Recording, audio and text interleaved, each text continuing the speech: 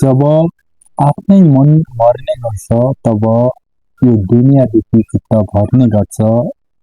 यो भन्दा गहिरो के नै बाँकी रहन्छ र अब लाग्छ मृत्यु माथि पनि दुःख सवार्ने गर्छ।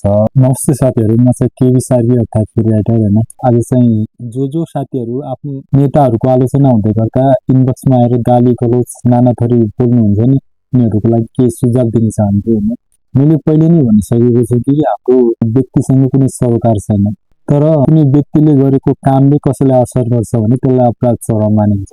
यदि तपाईँहरूमा त्यो हिम्मत भए, तपाईँहरूमा त्यो क्षमता भए, तपाईँहरूमा त्यो विचार भए, तपाईँहरूमा त्यो सिद्धान्त भए, इनबक्समा आएर नाना थरी गाली गर्नुभन्दा फेसबुक लाइभमा जोडिन सक्नुहुनेछ, त्यो पनि सभ्य भाषामा। यदि तपाईँहरूका नेताहरू इमान्दार छन् भन्ने लागेको भए, तपाईँहरूका नेताहरू निर्दोष छन् भन्ने त्यो विश्वास भए, तपाईँहरूका नेताहरूले काम बिगारेको छैन भन्ने त्यो विश्वास भए आउन सक्नुहुनेछ, फेसबुक लाइभमा जोडिन सक्नुहुनेछ र आफ्नो बस सभ्य भाषामा गर्न सक्नुहुनेछ।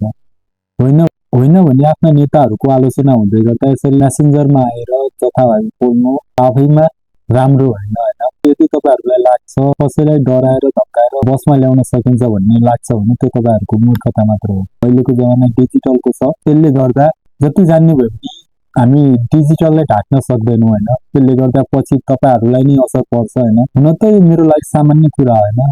तपाईँहरूको गालीले कहिले फरक पारेको थियो, न कहिले फरक पार्नेछ र न फरक पारिरहेको छ। तर यति हो कि तपाईँहरूलाई लाग्छ हाम्रा नेताहरू निर्दोष छन्, हाम्रा नेताहरूले देश बनाउन लागिरहेका छन् भन्ने लाग्छ भने किन गाली गर्नु इनबक्समा आउनु पर्यो। म फेरि पनि भन्छु, यदि तपाईँहरूका नेता निर्दोष छन्, तपाईँहरूका नेता इमान्दार छन् भन्ने लाग्छ भने फेसबुक लाइभमा जोडिन सक्नुहुनेछ।